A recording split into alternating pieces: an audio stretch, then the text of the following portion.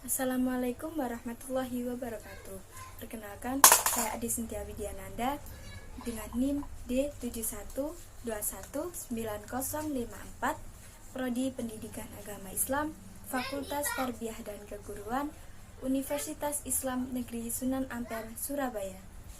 Di sini saya akan membahas materi yang ada pada mata kuliah Psikologi Perkembangan dengan dosen pengampu Dr. Haji Ahmad Muhyiddin Zuhri MAG. Saya akan membahas tentang perkembangan pada masa bayi. Pengertian dari masa bayi yaitu masa bayi dianggap sebagai masa dasar, merupakan dasar periode kehidupan yang sesungguhnya, karena pada saat ini banyak pola perilaku, sikap, dan pola ekspresi emosi terbentuk. Masa bayi berlangsung 2 tahun pertama setelah periode bayi baru lahir. Masa bayi atau infansi umur 0 sampai 11 bulan dibagi menjadi 2 periode. Yang pertama, masa neonatal umur 0 sampai 28 hari. Pada masa ini terjadi adaptasi terhadap lingkungan dan terjadi perubahan sirkulasi darah serta mulai berfungsinya organ-organ yang ada pada tubuh bayi. Masa neonatal dibagi menjadi 2 periode, yaitu masa neonatal dini umur 0 sampai 7 hari dan masa neonatal lanjut yang umur 8 sampai 28 hari. Yang kedua, masa pos atau pasca neonatal umur 29 hari sampai 11 bulan. Pada masa ini terjadi pertumbuhan yang pesat dan proses pematangan berlangsung secara terus-menerus, terutama meningkatnya sistem syaraf.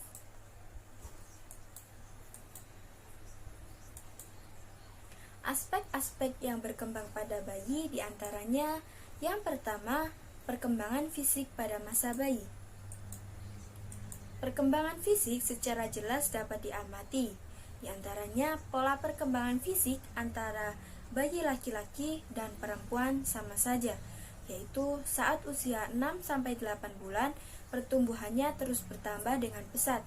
Dengan tumbuh gigi pertama, gigi seri bawah muncul, kemudian muncul gigi seri bagian atas. Saat usia 1 tahun, peningkatan lebih kepada berat dan tinggi badan, serta sudah mempunyai 4-6 gigi seri. Saat berusia 2 tahun, terjadi penurunan, baik penurunan berat badan dan nafsu makan, dan memiliki 16 gigi seri.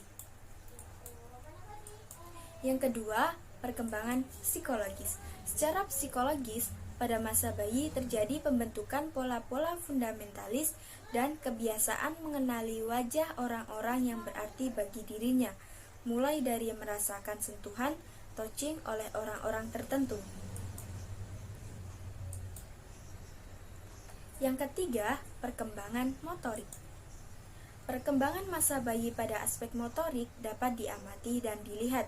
Di antaranya ciri-ciri dari gerakan motorik ialah gerak dilakukan dengan tidak sengaja, gerak yang dilakukan tidak sesuai untuk mengangkat benda, dan gerak serta. Macam-macam gerakan dibagi menjadi 3. Yang pertama, gerak instinktif atau insting adalah kemampuan bertindak tepat, tidak mempergunakan pikiran, diperoleh dari alam sejak dilahirkan. Yang kedua, gerakan refleks. Gerakan yang disebabkan oleh dorongan yang datang dari luar, berbentuk perangsang.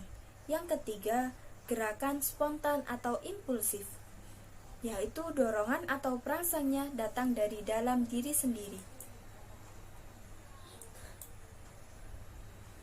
Yang keempat, perkembangan bicara.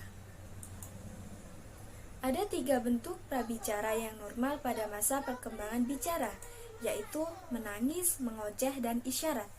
Pada bulan-bulan pertama, bayi hanya pandai menangis. Dalam hal ini, tangis dianggap sebagai pernyataan rasa tak senang. Menangis adalah bentuk prabicara yang paling penting, karena merupakan dasar bagi perkembangan bahasa yang sebenarnya. Yang kelima, perkembangan emosi. Pada bayi terdapat pola emosi tertentu yang bersifat umum, seperti kemarahan, ketakutan, rasa ingin tahu, kegembiraan, dan afeksi. Yaitu saat usia 0-8 minggu. Pada usia ini, kehidupan bayi dikuasai oleh emosi atau impulsif. Emosi anak yang berkaitan dengan perasaan indrawi atau fisik, yaitu perasaan senang dan tidak senang. Saat usia 8-1 tahun, perasaan psikis sudah mulai berkembang. Anak merasa senang dengan respon tersenyum dan tidak senang dengan respon marah atau sebaliknya. Saat usia 1 tahun sampai 3 tahun, emosinya sudah mulai terarah pada sesuatu, baik orang, benda, atau makhluk lain. Sejajar dengan perkembangan bahasa yang sudah dimulai, maka anak dapat menyatakan perasaannya dengan menggunakan bahasa. Yang keenam, perkembangan kognitif. Perkembangan kognitif pada usia ini ditandai oleh kemampuan mengembangkan imitasi memori dan berpikir, mempersepsi ketajaman objek, dan bergerak dari kegiatan yang bersifat refleks ke aktivitas yang mengarah kepada tujuan. Ada 4 buah tahap perkembangan kognitif menurut Pick, yaitu yang pertama, tahap sensori atau sensory motor stage. Anak usia kurang lebih 2 tahun, anak hanya mempunyai pola refleks untuk bertindak dengan sensor motoriknya. Yang kedua, tahap praoperasional atau pre-operational stage. Anak usia kurang lebih 2-7 tahun mulai mempresentasikan ulang dengan dunia kata-kata dan cerita. Yang ketiga, tahap operasional konkret atau konkret operational stage. Anak usia kurang lebih 7-11 tahun dapat melakukan operasi dan penalaran logis. Yang keempat, tahap operasional formal atau formal operational stage. Anak usia kurang lebih 11-15 tahun bertindak melebihi dunia pengalaman yang aktual dan nyata dalam berpikir lebih abstrak dan logis.